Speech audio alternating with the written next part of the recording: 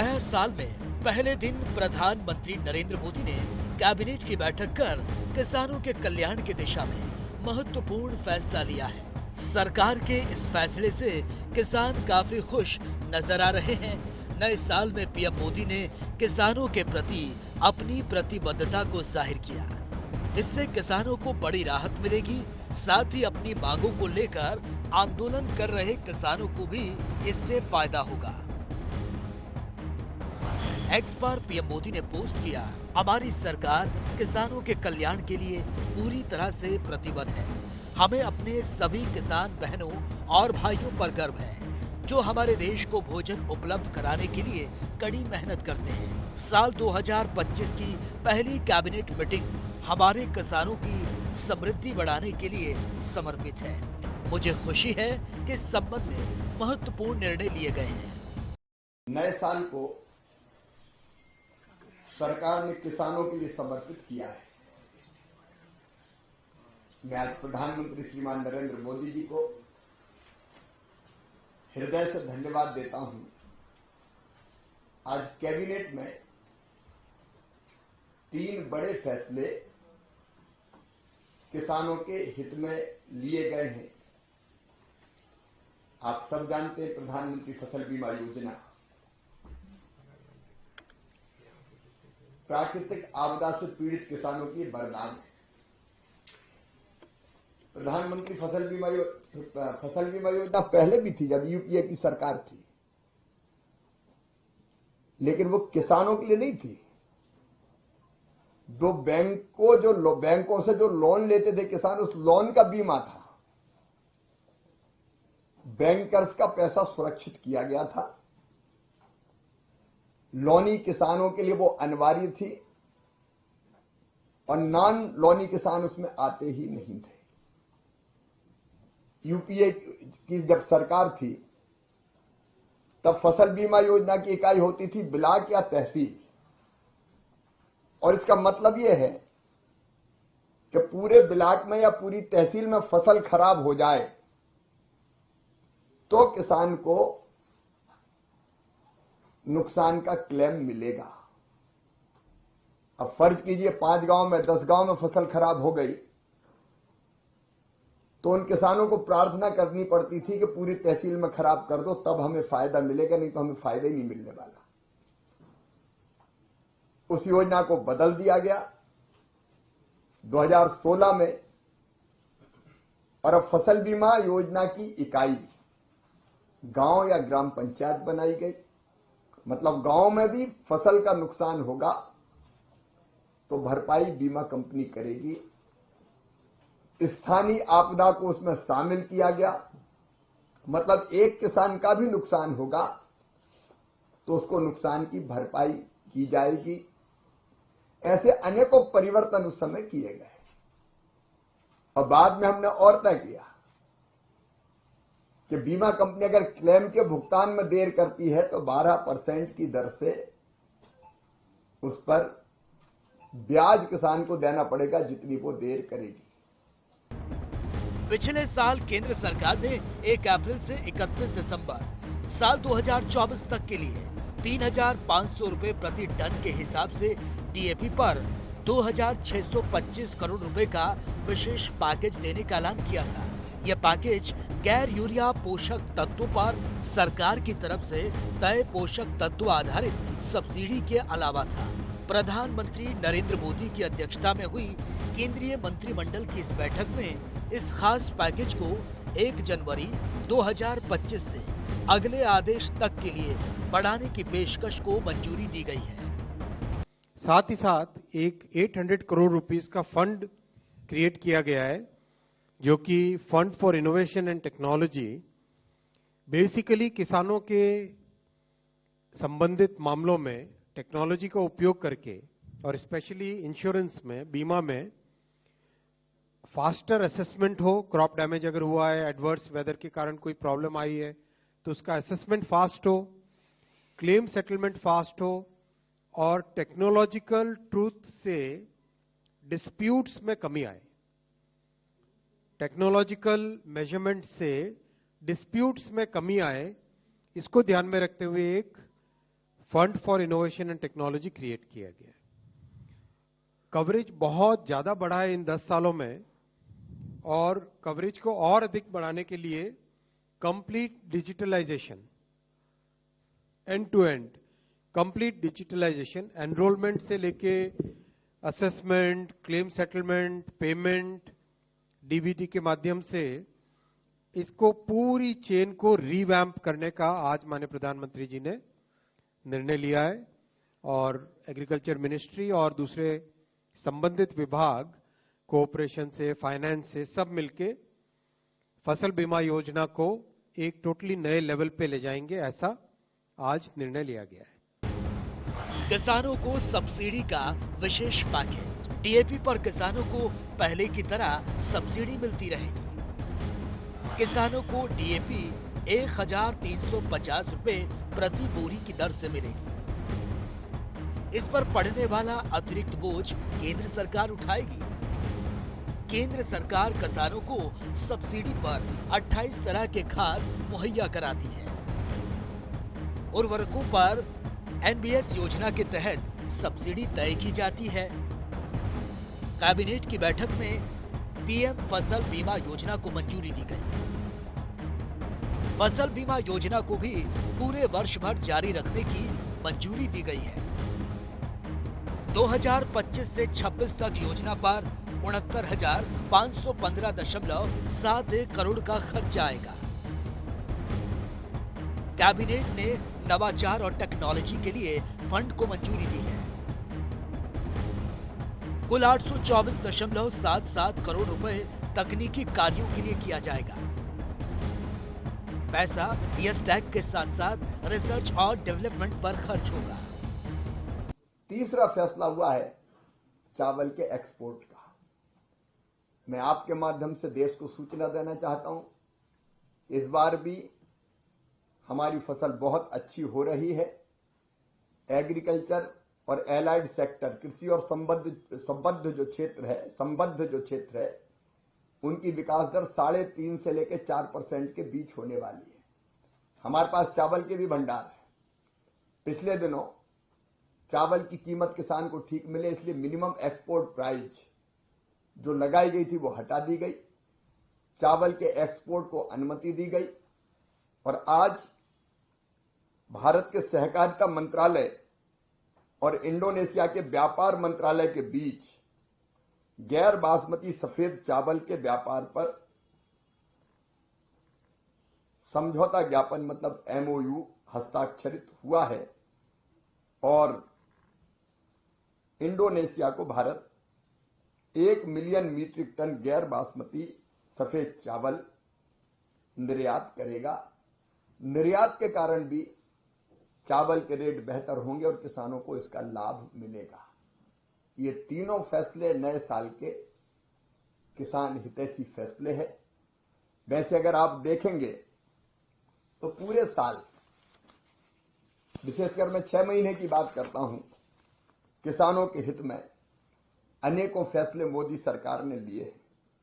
आपको ध्यान होगा 18 जून को चुनाव के परिणाम के बाद अगर सबसे पहला कार्यक्रम कोई प्रधानमंत्री जी का हुआ था तो वाराणसी में वहां 9 करोड़ 26 लाख किसानों के खाते में 20,000 करोड़ की किसान सम्मान निधि की 17वीं किस्त भेजी गई थी। मोदी जी के नेतृत्व में ही 2,817 करोड़ रुपए के कुल निवेश वाले डिजिटल कृषि मिशन की मंजूरी दी गई है। फिर राष्ट्रीय खाद्य तेल मिशन जिसमें 10,103 करोड़ रुपया खर्च होगा, उसको भी स्वीकृति दी गई है। कच्चे तेल पर जो आयात शुल्क 0% था वो बढ़ा के प्रभावी रूप से 27.5% कर दिया गया है, ताकि हमारी तिलहनी फसलों के रेट ठीक रेट किसानों को मिल सके। और रिफाइंड तेल पर तो ये आयात शुल्क बढ़ा के 35.75% कर दिया गया, 35.75%। चावल के बासमती चावल के निर्यात से 950 अमेरिकी डॉलर प्रति टन का न्यूनतम निर्यात मूल्य हटाया गया। गैर बासमती सफेद चावल पर भी 490 अमेरिकी डॉलर प्रति टन निर्यात मूल्य था, वो भी हटा दिया गया। और उबले चावल, भूसी वाले चावल, इन पर भी निर्यात शुल्क 10% था, वो घटा के 0 किया गया।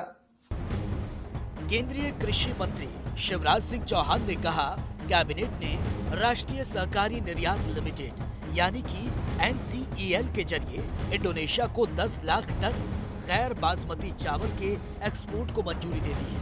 ये एक्सपोर्ट NCEL, सहकारिता मंत्रालय और इंडोनेशियाई सरकार के बीच समझौते के तहत किया जाएगा। दुनिया के कुछ इलाकों में चल रहे संघर्षों की वजह से, ग्लोबल मार्केट में अस्थिरता होने की वजह से P&K फर्टिलाइजर्स को ही उपलब्धता पर असर पड़ रहा है। लेकिन अब मोदी सरकार के फैसले से किसानों को मुश्किल नहीं होगी।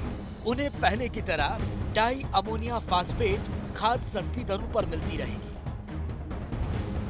टेक्नोलॉजी के उपयोग के लिए भी 824 करोड़ 77 लाख रुपए का प्रावधान किया गया है, ताकि जो जरूरी व्यवस्थाएं हैं वो की जा सके। एक फैसला बड़ा हुआ है किसानों के हक में।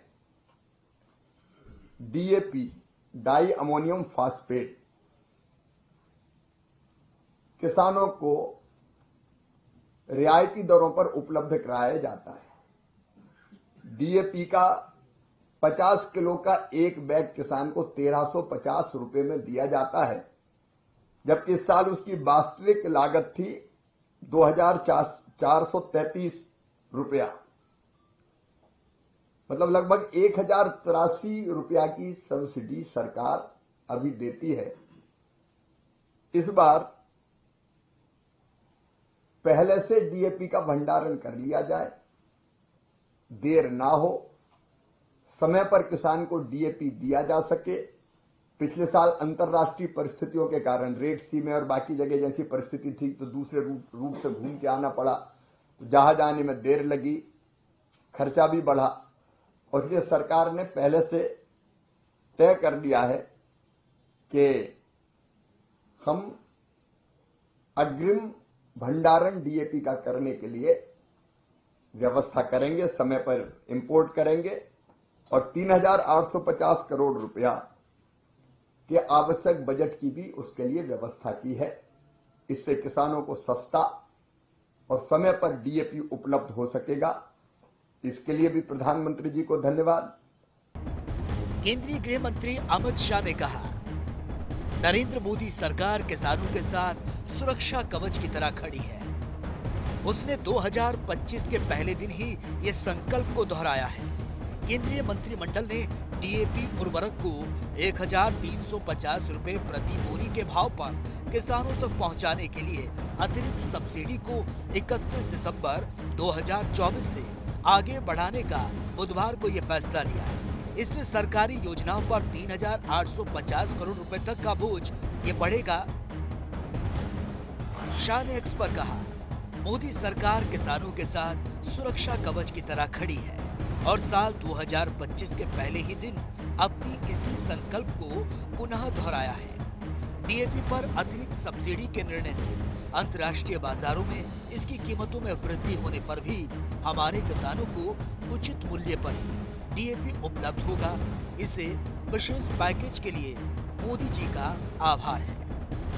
25 नववर्ष का जो है मैं स्वागत करता हूं और सारे हरियाणा के जनता को इस नववर्ष का शुभकामनाएं देता हूं और हरियाणा और देश और प्रगति में आगे रहे और नए उम्मीदों के साथ स्वास्थ्य, शक्ति और नैतिक मूल्यों को बढ़ाने का जो कार्य है, इसके लिए हर पौर को संकल्प देने का स्वागत करें और विशेष करके हरियाणा के किसान, हरियाणा के जो भी गरीब लोग हैं, उन लोगों के उत्थान के लिए भी ये नववर्ष जो है शुभ होगा, ऐसा मुझे पूरा विश्वास है। वैसे ही देश के प्रधानमंत्री नरेंद्र मोदी जी ने जो संकल्प लेकर 2047 में जो विश्व में उभरती हुई आर्थिक शक्ति के रूप में निर्माण होने का जो संकल्प लिया है, उसके लिए भी सभी जनता उसमें भागीदारी हो, नव वर्ष में और उसका जो है प्रगति करे। इतना ही मैं कहते हुए और एक बार सारे हरियाणा के जनता को शुभकामनाएं देता हूं। हरियाणा में नायब सैनी सरकार ने भी किसानों को नए साल का तोहफा दिया। कृषि एवं किसान कल्याण मंत्री श्याम सिंह राणा ने प्रदेश के धान उत्पादक किसानों को उनके लिए 90 करोड़ का बोनस जारी किया है। देखो, किसानों को तो फायदा होगा ही होगा, देश को ही फायदा होगा, क्योंकि जो डीएपी खाद है ये विदेश से लाई जाती है, जैसे साउथ अफ्रीका से। लाने में भी दिक्कत आती है, बड़ी दूर से आता है, समय लगता है, और ये खाद 2 साल पहले बुकिंग करानी पड़ती है।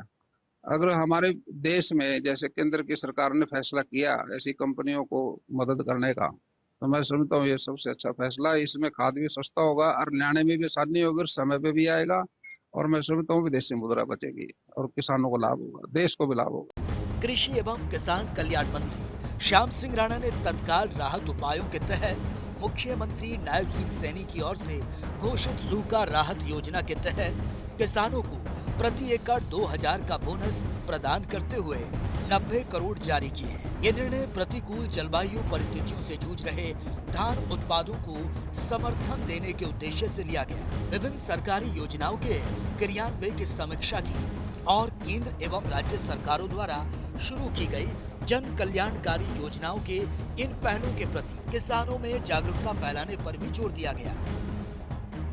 इसके यशस्वी प्रधानमंत्री नरेंद्र मोदी जी ने, क्योंकि आज तक इस प्रकार की, क्योंकि मैं ये मानता हूं एक्चुअल में कांग्रेस पार्टी ने किसानों के साथ धोखा किया है।